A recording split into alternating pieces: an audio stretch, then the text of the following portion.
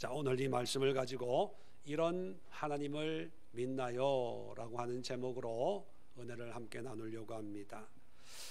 우리가 살아가고 있는 이 현 세대는 아마 정말 지성과 과학과 또 놀라운 그런 문명을 만들어내고 있습니다. 우리 대한민국까지도 이제 우주 개발에 대열에 참여하는 그런 사건이 있었습니다. 이제 로봇가 컴퓨터가 인간을 대신하는 그런 시대가 됐습니다. 또 한편으로는 코로나19라고 하는 전염병이 전 세계를 강타했지만 이 또한 의학기술로 하나씩 극복하고 있는 그런 상황에 놓여 있습니다. 이런 때에 우리가 하나님을 믿는다라고 하는 신앙을 이야기한다는 것이 믿지 않는 사람들에게는 좀 의아해할 정도로 종교라고 하는 것과 이 세상의 현 세대의 모습은 별 상관없는, 우주를 날아다니는데 이제 관광까지 하고 오는 그런 시대 아닙니까? 아직도 하나님을 믿어? 아직도 천국이 있고 지옥이 있다는 걸 믿어? 라고 하는 그런 말을 듣는 그런 때가 됐습니다. 그러다 보니까 전도하기가 쉽지가 않죠. 전도하기보다는 내가 가지고 있는 믿음을 지켜나가기도 때로는 벅찰 때가 있습니다.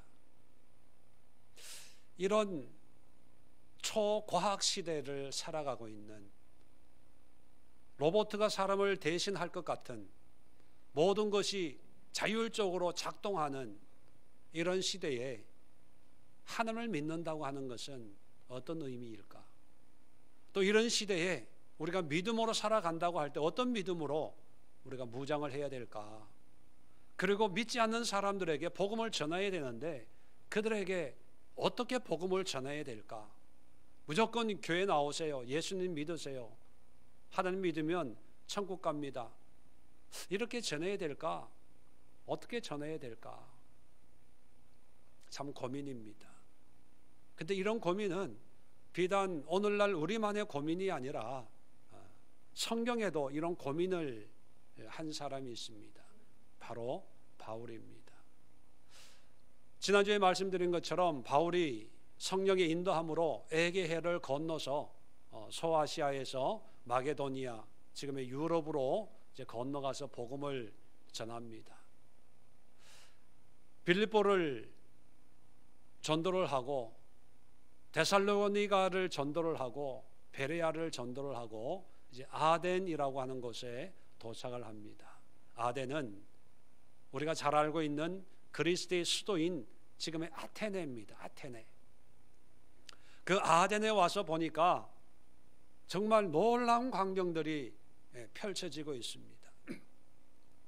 그 아덴의 모습을 16절부터 우리에게 소개해 주고 있는데, 이 아덴의 모습을 크게 세 가지로 특징적으로 요약을 할 수가 있습니다. 아덴은 학문과 지성의 도시입니다. 18절에 보면 에피쿠로스와 스토아 철학자들도 바울과 쟁론할세. 이 아테네에 가보니까 철학자들이 아레오파고라고 하는 그 광장에 모여가지고 서로 학문을 토론하고 아주 활발한 그런 모습을 보여주고 있었다는 거지요. 이 에피쿠로스라고 하는 사람들은 간단하게 표현하면 무신론자들입니다. 신은 없다. 신은 없기 때문에 우리 인간이 주인이다. 그래서 우리는 행복해야 되고 즐겨야 되고 노세 젊어서 노세 쾌락도 맛보고 행복하게 살아야 된다. 그렇게 주장하는 무신론자들입니다. 스토아 철학자들은 반대로 범신론자입니다. 모든 곳에 하나님 신이 있고 모든 것이 신이다 이렇게 주장하는 사람들이에요. 그래서 이 사람들은 신의 존재를 믿기 때문에 함부로 우리 뜻대로 살 수 없고 신이 기뻐하는, 신이 좋아하는 모습으로 살아야 된다. 그래서 금욕주의자들입니다. 금욕주의자들. 이런 사람들이 서로 토론을 하는 거예요. 그리고 이런 사람들뿐만 아니라 아테네에 하면 유명한 사람이 있습니다. 나우나의 형님이 여기 살았어요. 누군지 아시죠? 테스 형. BC 469년에 소크라테스가 이 아테네에서 태어나서 여기서 활동을 하다가 죽었지요. 너 자신을 알라. 소크라테스의 수제자가 플라톤입니다. 어떤 사람은 모든 철학은 플라톤의 추석에 불과하다라고 할 정도로 철학에 있어서 플라톤의 영향력을 엄청나게 중요하게 여기는 그런 사람입니다. 그리고 플라톤의 수제자가 누군지 아십니까? 아리스토텔레스. 그리고 그의 수제자가 알렉산더 대왕입니다. 알렉산더의 가정교사였거든요. 이 정도로 아테네는 학문과 지성과 학식의 도시예요. 자, 이런 사람들에게 30세 정도 된 예수가 하나님의 아들이고 그가 죽었다가 부활했고 다시 재림할 우리의 메시아다, 이걸 전해야 되는데 과연 이들이 믿을까? 그런 걱정 안 했겠습니까? 아테네만 학식과 지성의 사회인 것이 아니라 오늘날 우리가 사는 이 사회도 스펙 사회 아닙니까? 학벌 사회 아닙니까? 이제는 많이 배운 사람이 리더가 되고 지도자가 돼요. 큰 교회 목사님 청빙을 하면 박사학위, 외국에서 유학 하지 않으면 이력서, 청빙 이력서도 낼 수 없는 그런 시대가 되고 말았습니다. 제가 미국에서 공부할 때도 한국에서 공부하러 온 목사님들이 꽤 있었거든요. 그때 전 참 의아해했어요. 신학을 공부하러 왜 미국까지 오지? 그죠? 왜 신학을 공부하는데 박사가 돼야 되지? 아마 박사 학위 논문처럼 설계하면 교인들 다 도망갈 거예요. 그죠? 우리가 살고 있는 이 시대도 학문의 시대, 지성의 시대, 이성의 시대, 스펙의 시대가 되었기 때문에 우리가 전도하기가 힘들다, 그렇게 고민을 하는 거죠. 또 이 아덴은 세속 도시입니다. 세속 도시라고 하는 세속화, 이런 말 들어보셨죠? 영어로는 secular라는 말인데 이 secular라는 이 단어는 라틴어 seculum이라는 단어에서 왔는데 seculum의 의미는 당시대, 현시대, 그 시대라는 뜻입니다. 다시 말하면 이 세속화, 세속주의라는 말의 의미는 전통적으로 내려오는 어떤 역사나 전통이나 종교의 가치를 부정하고 그 시대의 가치관, 그 시대가 원하고 또 좋아하고 추구하는 가치로 사는 그 시대가 바로 세속도시, 세속사회, 그렇게 표현합니다. 자, 이 아덴 또 보면 21절 이렇게 기록되어 있습니다. 모든 아덴 사람과 거기서 나그네된 외국인들이 가장 새로운 것을 말하고 듣는 것 외에는 달리 시간을 쓰지 않음이더라. 이 사람들은요, 최신, 최고, 새로운 것만 추구해요. 우리 표현으로 하면 최신 유행을 추구하는 그런 사람들입니다. 지난달 것은 이미 오래된 거예요. 싫어해요. 누구도 알지 못했던 것, 누구도 갖고 있지 않는 것, 누구도 소유하지 않는 그런 것을 내가 알고 가지고 누릴 때 그것이 행복이라고 느끼는 거예요. 이게 세속화입니다.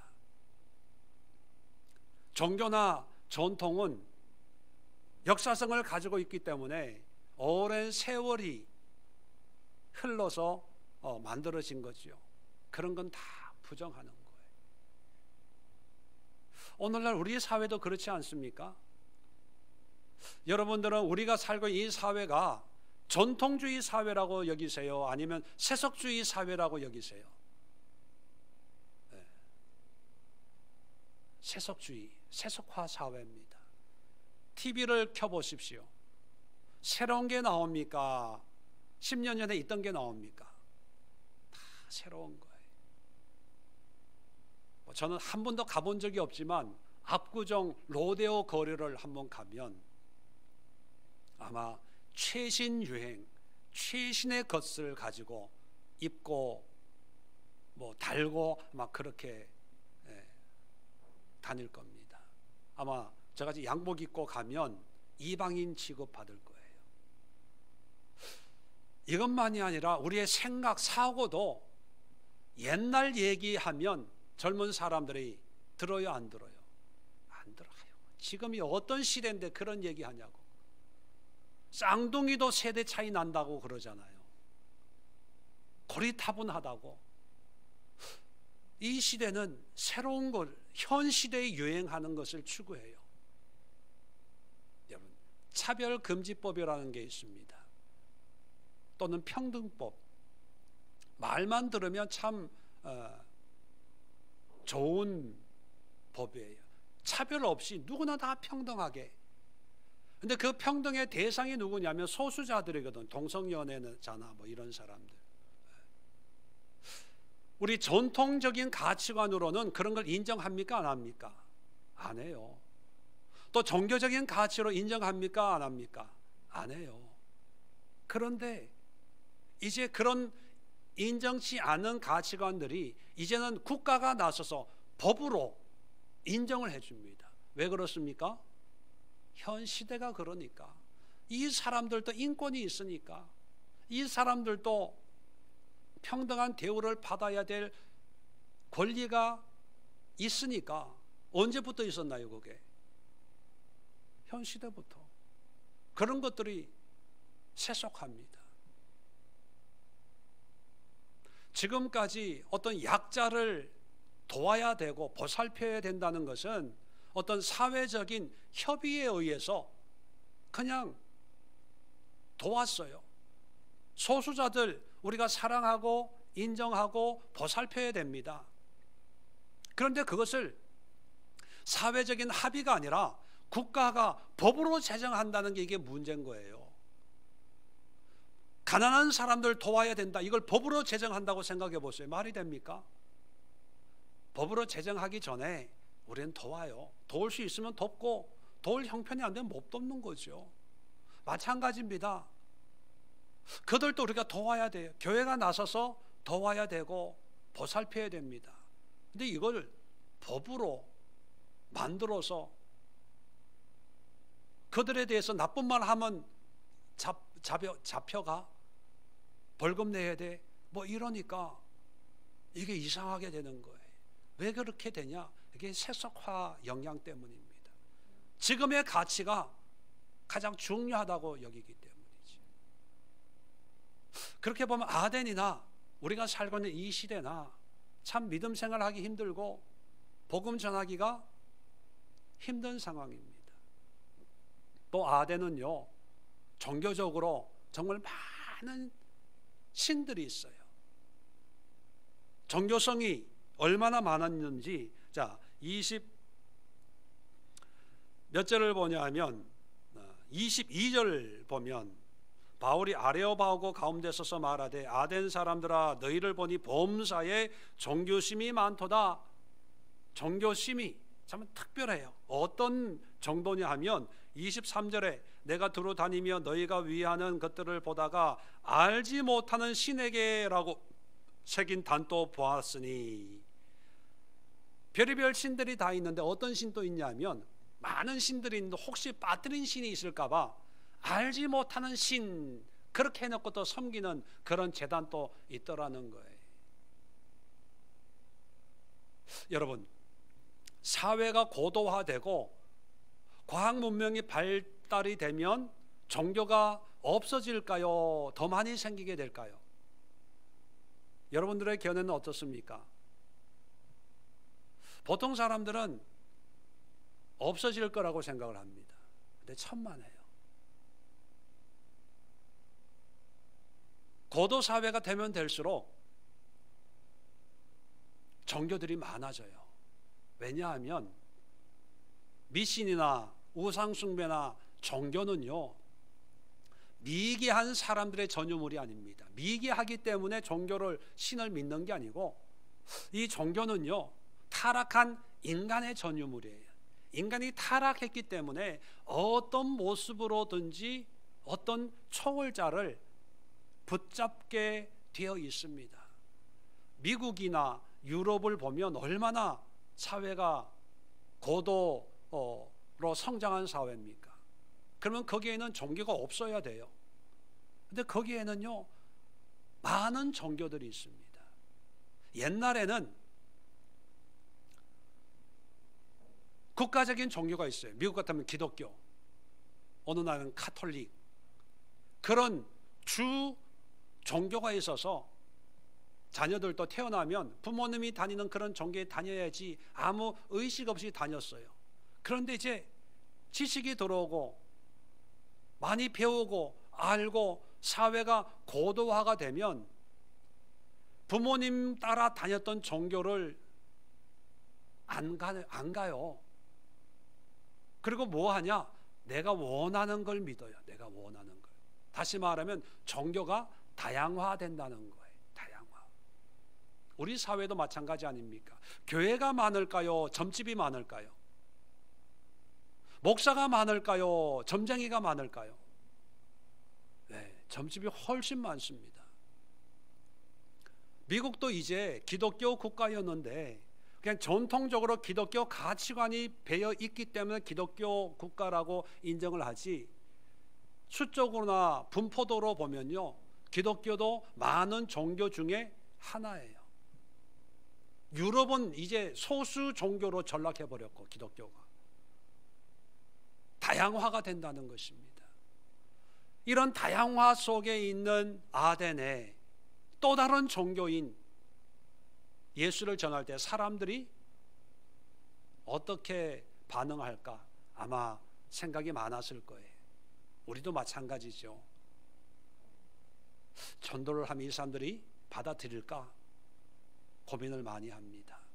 제가 이렇게 말씀드리는 이유는 2000년 전이나 지금이나 별반 다를 게 없다는 거예요. 우리가 과거에 살지 못해서 당대만 살고 있기 때문에 코로나가 생기고 또 AI 같은 게 생기고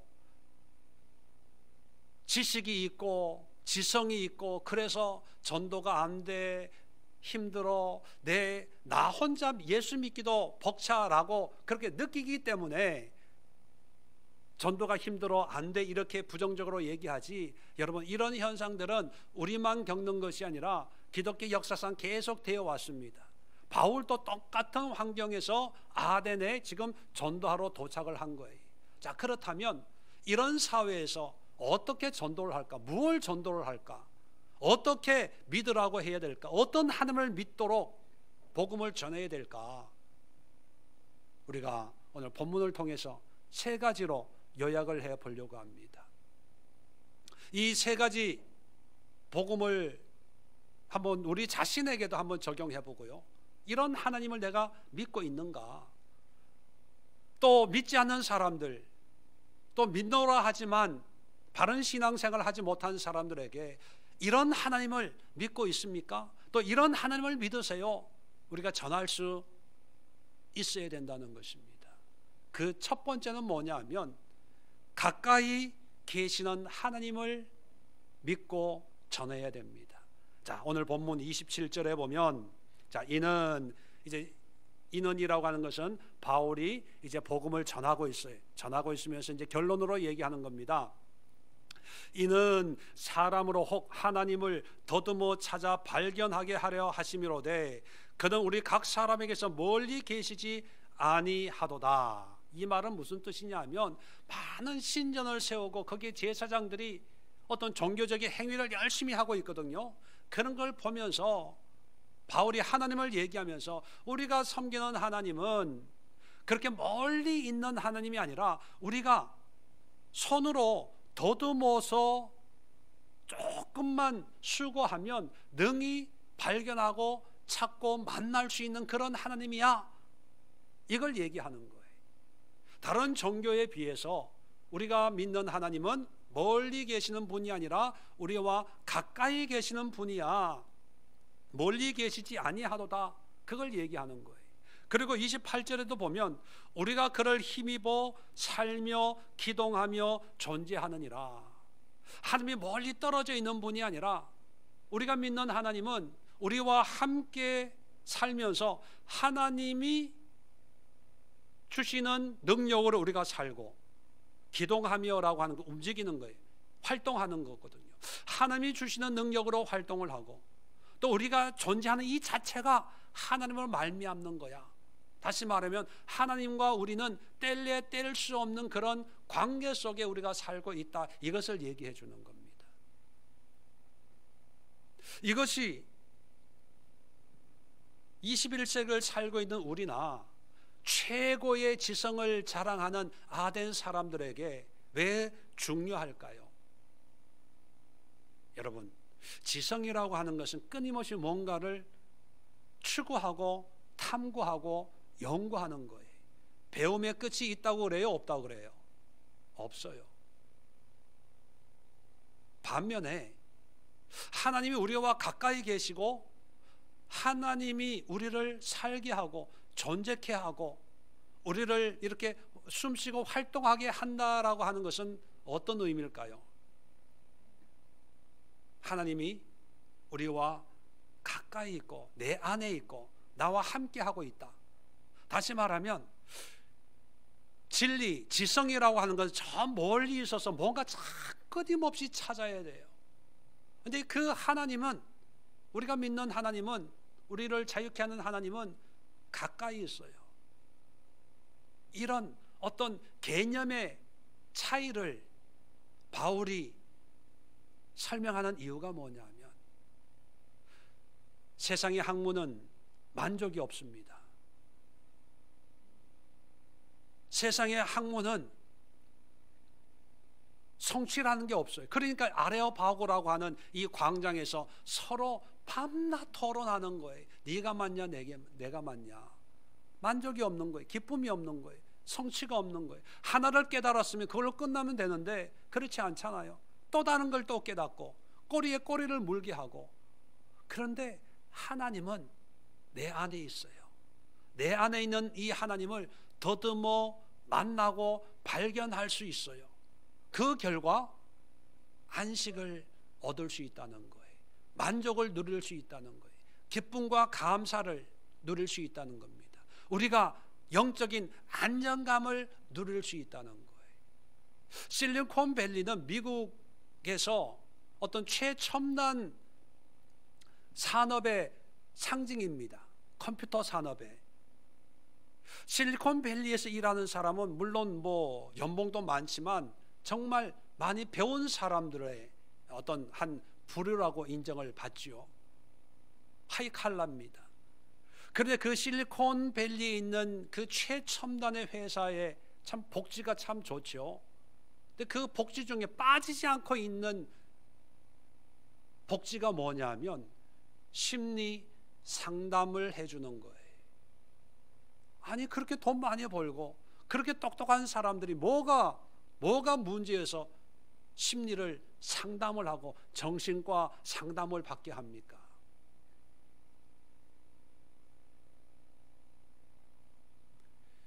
여러분, 핸드폰 누구나 가지고 있을 거예요. 핸드폰 만드는 사람이 최고의 핸드폰을 만들었어요. 그리고 그거를 이제 제품화해서 팔아서 전 세계적으로 히트를 쳤어요. 그럼 만족할까요? 핸드폰을 만든 다음 날부터 또 고민을 해요. 왜? 새로운 버전을 만들어야 되니까요. 새로운 기능을 집어넣어야 되니까. 올해만 만들고 끝납니까? 아니에요. 자동차든 뭐든 냉장고도 이제 냉장고에 TV가 붙어 있더라고요.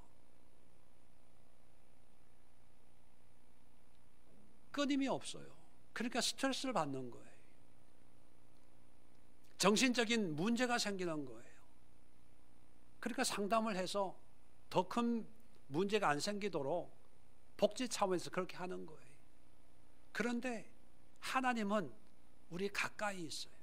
손만 뻗으면 만날 수 있는 그곳에 있습니다. 이런 가까이 계신 하나님을 만나면 이 하나님이 너희들에게 평강을 줘, 기쁨을 줘. 너희가 신을 만나면 얼마나 좋겠냐. 모든 문제에서 자유케 될 수 있지 않겠냐. 그 신이 바로 하나님인데 그 하나님이 우리 가까이 있어. 네가 믿든 안 믿든 인정하든 안 하든 네가 존재하는 것도 하나님으로 말미암는 거고, 네가 이렇게 말하고 움직이는 것도 하나님으로 말미암는 거고, 네가 생각하는 모든 그 생각도 하나님으로 말미암는 거야. 이 하나님을 만나면 너의 모든 삶의 의문이 해결돼. 이거를 얘기하고 있는 것입니다. 마찬가지입니다, 여러분. 우리가 하나님을 믿는 것도 멀리 있는 하나님을 믿는다고 생각하지 마세요. 교회만 하나님이 있다고 생각하지 마세요. 특별한 사람에게만 하나님이 만나 주신다고 생각하지 마세요. 하나님은 누구에게나 동일한 하나님으로 우리 가까이 계세요. 조금만 우리가 수고하고 노력하면 만날 수 있어요. 믿지 않는 사람도 하나님이 어디서 그렇게 말하는 것은 그가 믿음이 없어서 인정을 안 하기 때문이지, 인정하든 안 하든 그 모든 사람들의 모든 삶을 하나님이 주관하시고 인도하신다는 사실입니다. 그렇기 때문에 이 현대사회 속에 여러 가지 정신적인 외로움이나 어떤 우울감이나 이런 것들을 하나님, 가까이 있는 하나님을 만남으로, 그 하나님을 경험함으로 해결받고 치료받을 수 있는 그런 100% 부작용 없는 치료 방법이 바로 하나님을 믿는 것이라는 것을 우리는 깨닫고, 우리가 그런 하나님을 만나야 되고, 또 그런 하나님으로 신앙생활을 해야 되고, 또 이 세상에 가까이 계시는 하나님을 전할 수 있는 전도의 문이 활짝 열려져야 된다는 것입니다. 두 번째, 바울이 전하는 하나님은 친밀한 하나님을 소개하고 있습니다. 자, 28절 끝에 보면, 자, 너희 시인 중 어떤 사람들의 말과 같이 우리가 그의 소생이라 하니, 자, 이 아덴에 있는 어떤 시인이 그런 시가 있나 봐요. 뭐 하나님을 믿는 사람은 아니었을 텐데 어떤 시 중에 어떤 신의 소생이다 그런 식구가 아마 있었나, 그걸 이제 인용을 해서 그런 신의 소생이다 하는 말이 있는 것처럼 29절에 이와 같이 하나님의 소생이 되었은즉, 여러분, 소생이라고 하는 말은 자녀입니다. 자녀. 우리가 하나님의 자녀가 됐다는 거예요. 자, 자녀가 되면 신이 감히 범접할 수 없는 그런 멀리 있는 그런 신이 아니라 부모 자녀가 된 거예요. 부모 자녀가 되면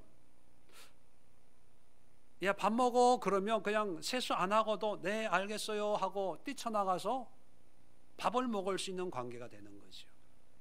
부모 자녀 사이에는 어떤 형식이나 예식이나 절차가 필요 없는 거죠.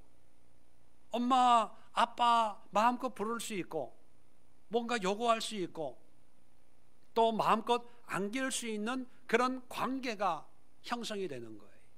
자, 그렇기 때문에 계속해서 성경을 볼까요? 29절에 되었은즉 하나님을 금이나 은이나 돌에다 사람의 기술과 고안으로 새긴 것들과 같이 여길 것이 아니니라. 어떤 형식적인 어떤 예식적인 그런 방법으로 뭔가 멋있게 형상을 만들어 놓고 거기에다 절하는 그런 방법이 필요치 않게 된다는 것입니다. 다시 말하면 금, 은, 돌 이런 걸로 어떤 이미지화해서 형상화해가지고 그걸 섬기는 것이 아니라 우리가 하나님의 자녀가 됐기 때문에 부모와 자녀의 관계가 됐기 때문에 어떤 형식이나 형상이 아니라 관계로 친밀한 그런 사귐을 가질 수가 있는 그런 관계가 됐다. 이걸 설명해 주는 거예요. 이것이 우리에게 어떤 의미를 주냐 하면 모든 종교는요, 종교성이 있습니다.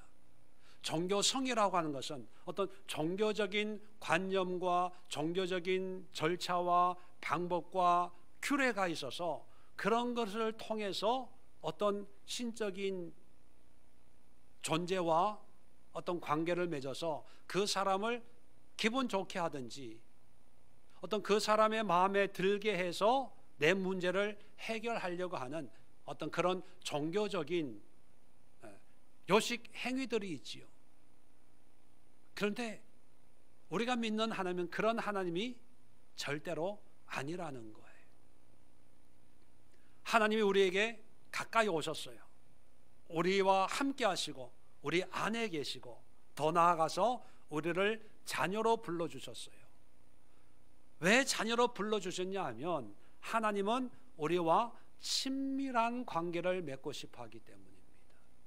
그래서 기독교는요, 이미지가 아니라 관계로 맺어지는 그런 신앙의 모습이에요.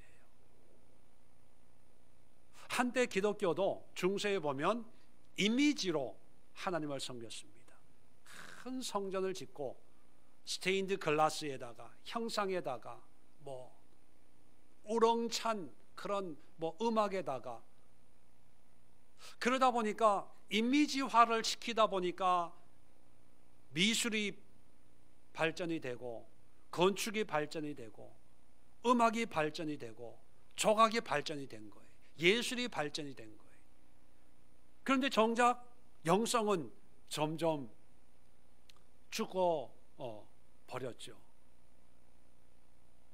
그래서 종교개혁자들이 이건 아니야, 이 모든 것은 우상이야, 껍데기야, 아무것도 아니야, 오직 말씀으로, 오직 성령으로, 오직 하나님 예수 그리스도로 종교개혁을 해서 500년이 지났습니다.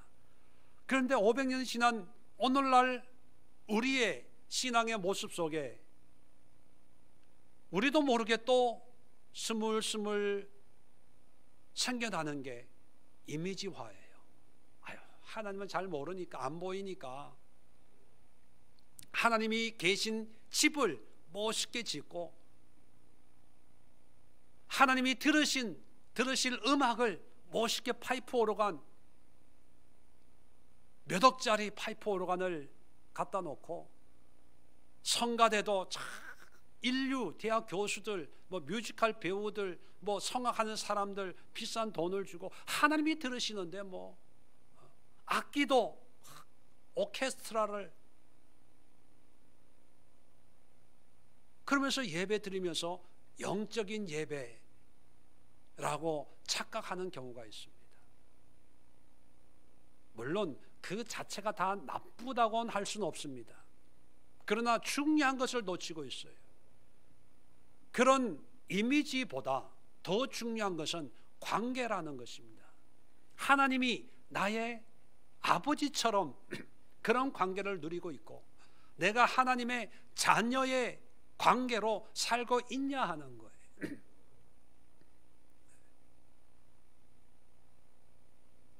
코로나 시대에도 가난한 성도들이 참 많지요. 가난한 성도들이 주로 하는 말이 뭐냐 하면 다닐 교회가 없대요. 섬길 만한 목사님이 안 계시대요.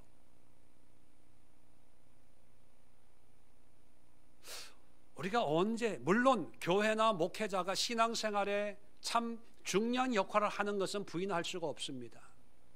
그런데 더 중요한 것은 나와 하나님과의 관계예요.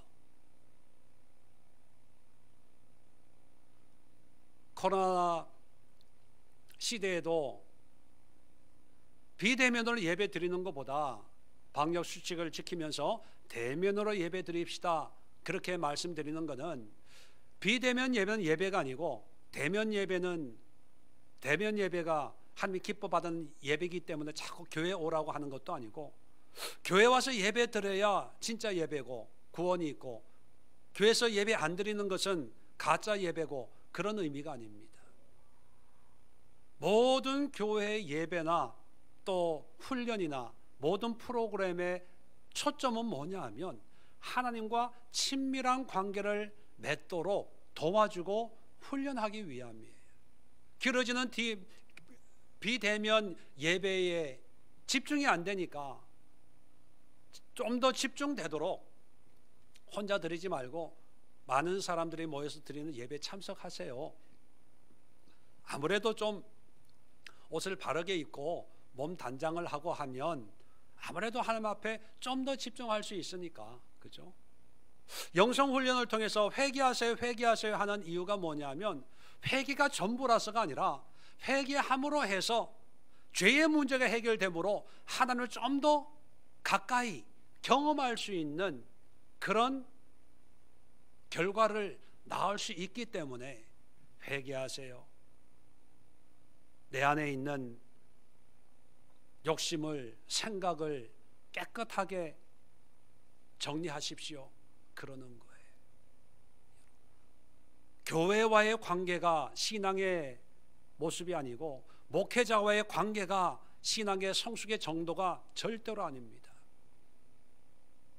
신앙은 하나님과의 관계입니다. 그래서 이 하나님과의 관계를 맺어야 되는데 아덴 사람들 보니까 신전 멋있게 세워놓고 형상 세워놓고 거기에서 제사 지내면 신을 기쁘게 한다고 착각을 하고 있습니다. 그런 사람들에게 아니야, 신전 필요 없어. 24절 한번 보실래요?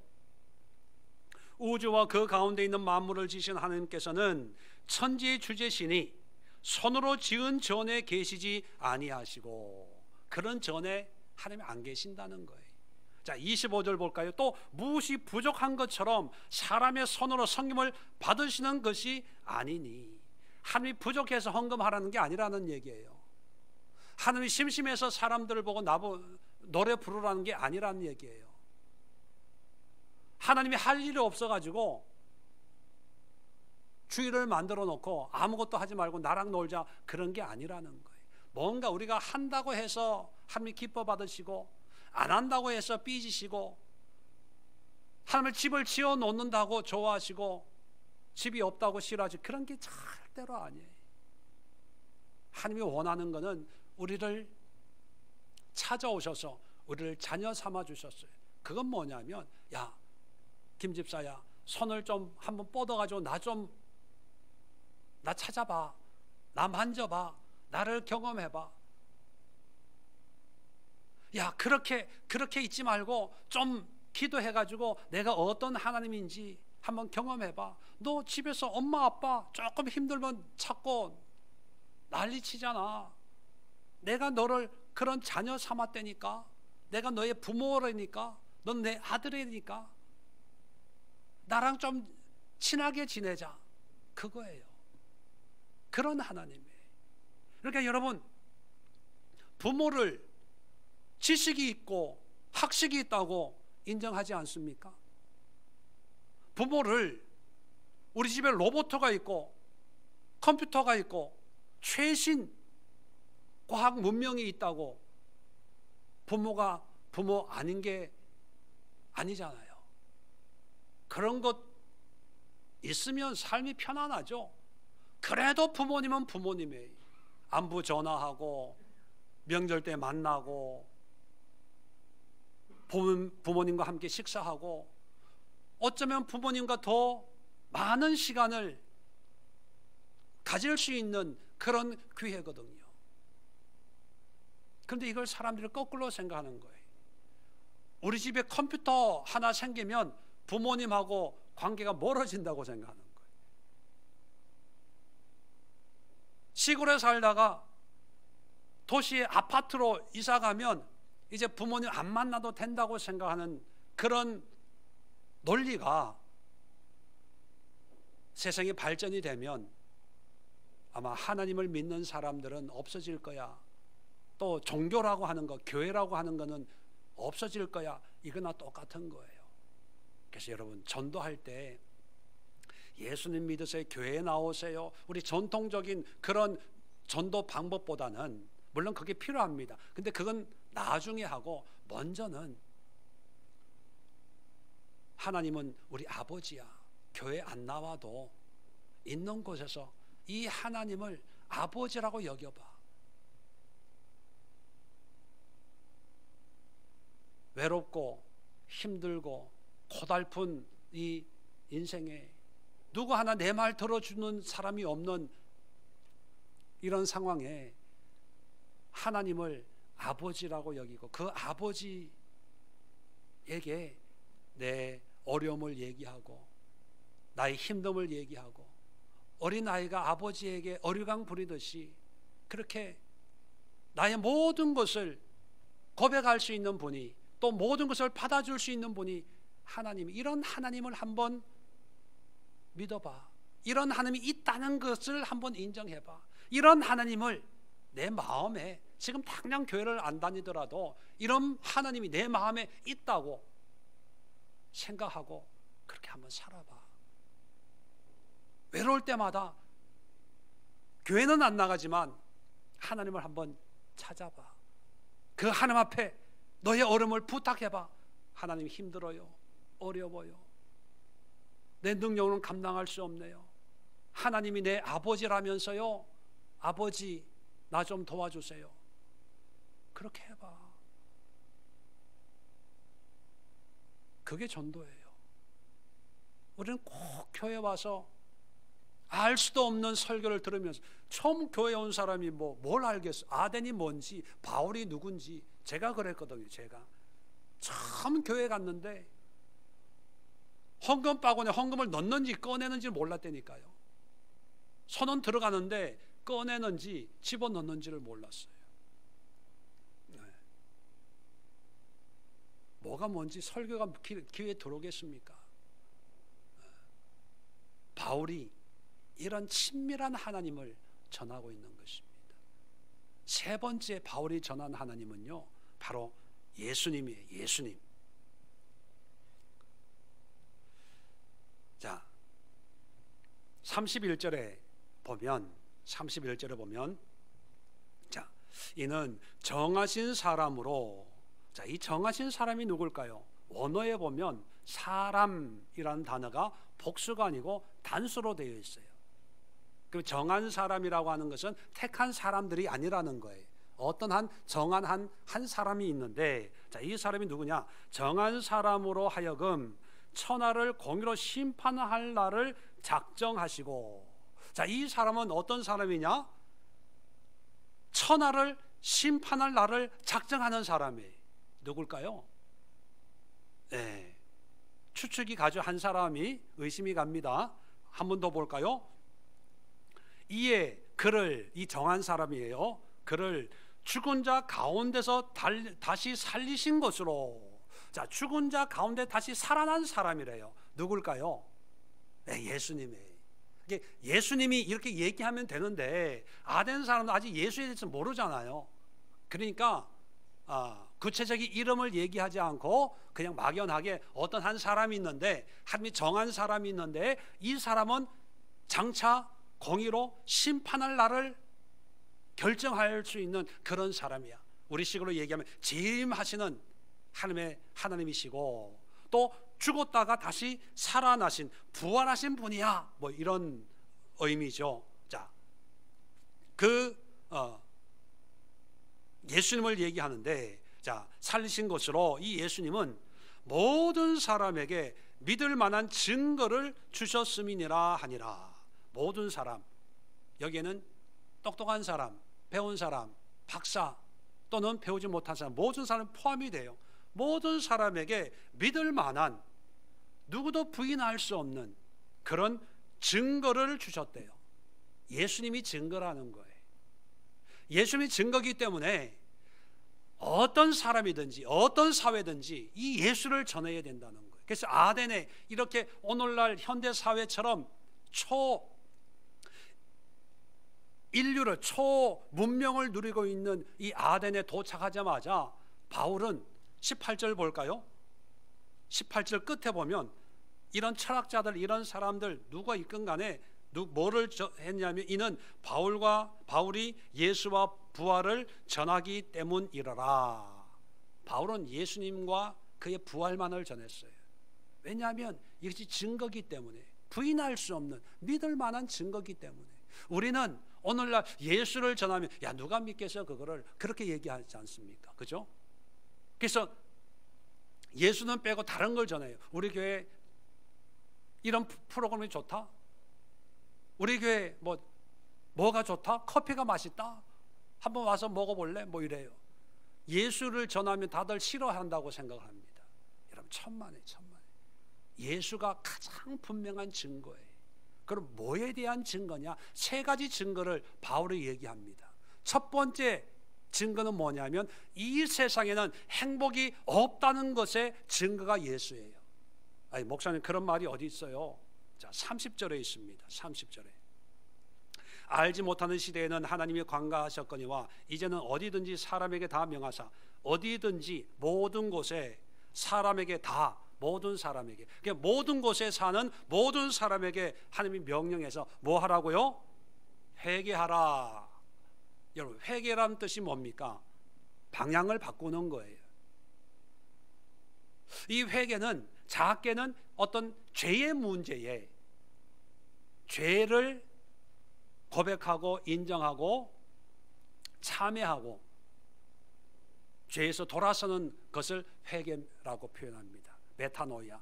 그런데 이 회개는 작은 의미의 죄에 국한되어 있는 거예요. 넓게 일반적인 의미는요, 회개라고 하는 것은 삶의 방향을 바꾸는 거예요. 삶의 가치관을 바꾸는 거예요. 삶의 패턴을 바꾸는 거예요. 그게 회개입니다. 왜 바꾸라고 하는 걸까요? 이 사람들이 그렇게 많이 배우고 연구하고 똑똑하다고 해도 결코 진리를 만날 수 없다는 거예요. 그렇게 열심히 노력하고 애쓰고 살아도 거기에는 행복이 없다는 거예요. 그게 참된 길이 아니라는 거예요. 그 길로 가지 말라는 거예요.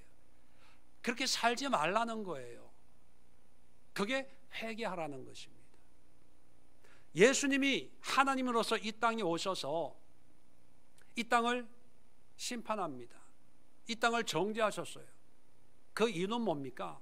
이 땅의 삶이 올바르지 않기 때문이죠. 그러면 어디로 회개합니까? 하나님께로. 하나님이 세상을 이처럼 사랑하사 독생자를 주셨으니 믿는 자마다 멸망치 않고 영생을 얻게, 하나님 안에 안식이 있고 하나님 안에 쉼이 있고 하나님 안에 진리가 있으니까 회개하라는 거죠. 그런 회개를 위해서 예수님이 우리의 증거가 되셨다는 것입니다. 하나님께로 와서 이 땅에 복음을 전하시고 다시 하나님께로 돌아갔잖아요. 하나님으로 말미암고 하나님을 인하여 살고 다시 하나님께로 돌아가는 그 삶의 증거가 예수님입니다. 그래서 여러분, 예수님이 어떤 시대든지 강력한 복음의 핵심이 되는 이유가 뭐냐 하면, 모든 사람들에게, 모든 환경 속에 있는 사람들에게 주는 가장 분명한 증거가 예수님 외에는 없어요. 그래서 예수를 전해야 되는 거예요. 예수를. 두 번째 증거는요, 이 땅은 영원하지 않다는 거예요. 영원하지 않다는 거에 증거가 예수예요. 영원하지 않다는 것은 뭐가 있다는 겁니까? 끝이 있다는 거예요. 그 끝 뒤에는 심판이 있다는 겁니다. 자, 31절 보세요. 이는 정하신 사람으로, 예수님입니다, 하여금 천하를 공의로 심판할 날을 작정하시고, 이 세상을, 이 우주를, 이 지구를 언젠가는 끝을 내고 심판한대요. 심판한대요. 그 증거가 바로 예수님이라는 것입니다. 예수님을 보면, 그림을 보면 왜 머리 길고 그런 형상이잖아요. 그런데 그 예수님 안에 들어있는 하나님의 의도는 멀지 않아 이 세상이 끝이 난다, 멀지 않아 너의 인생도 끝난다, 멀지 않아 이 우주도 끝난다, 그 증거가 예수 안에 있다는 거예요. 그리고 예수님을 바라보면서 우리는 우리의 끝을 생각해야 되는 거죠. 물론 우리가 살아있을 때 이 지구의 끝이 임하면 되겠지만, 그럴 일은 확률적으로 보면 없죠. 우리 개인적인 끝이 먼저 일어나지 않겠습니까? 그리고 예수님 앞에서 우리의 끝을 준비하는 거예요. 그것이 죽음이라고 생각하는데, 여러분, 죽음이 끝이 아니에요.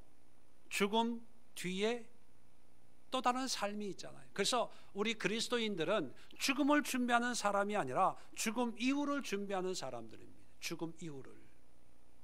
이 아덴 사람들에게 그걸 말씀해 주는 거예요. 이 사람들은 오래 살고 전쟁에 이기고 잘 먹고 잘 살고 이 땅의 삶에 매여 있는데, 그들에게 심판이 있어. 심판, 죽음이 있어.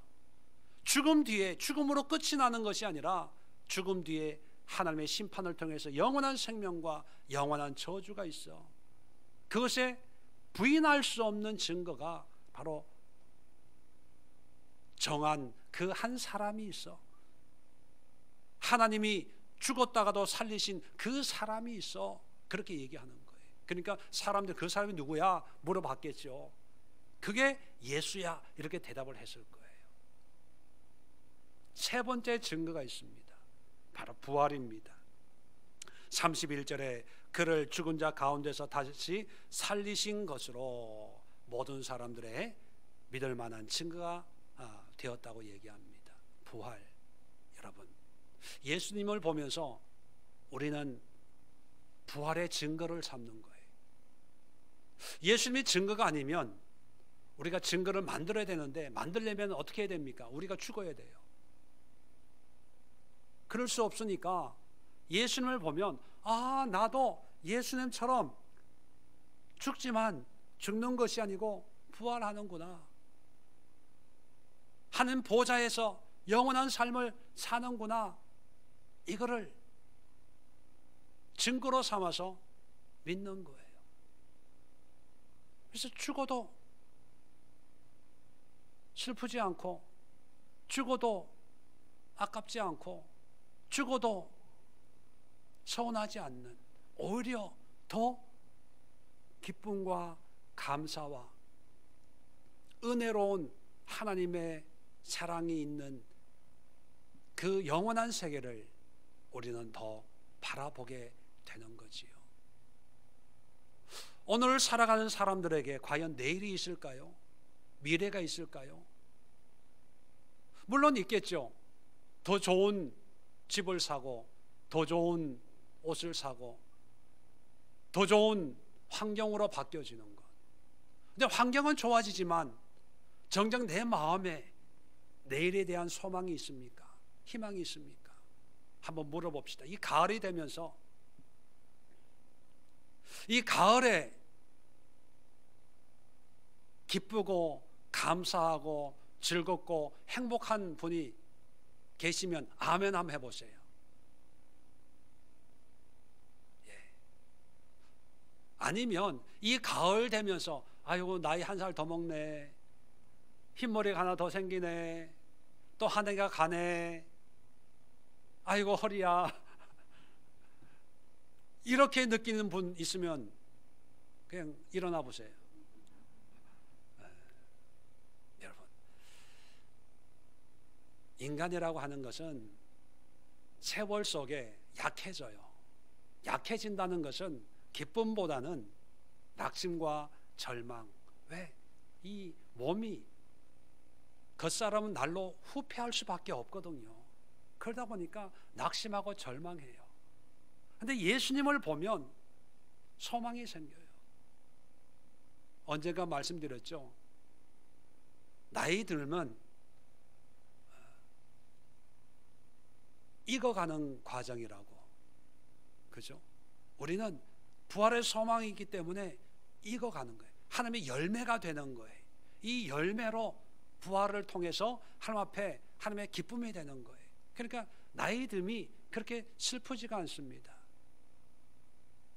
시간이 안타깝지가 않아요. 물론 하나님의 사명대로 살지 못한 것에 대해서는 안타까움이 있겠지만 부활의 소망이 바로 이 시대 사람들에게 다시 한번 선포되어야 돼요.